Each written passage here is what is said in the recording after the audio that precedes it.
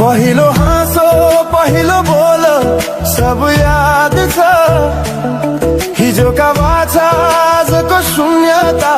साथ छ जीवनको रंग नै हरायो अचानक तिमी बिना बाँच्नु पर्यो कति कठिन हावाको लहरमा सुन्छु तिम्रो आवाज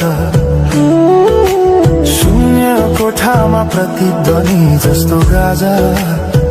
सम्झनाको बादल मनमा जम्छ रातको निद्रा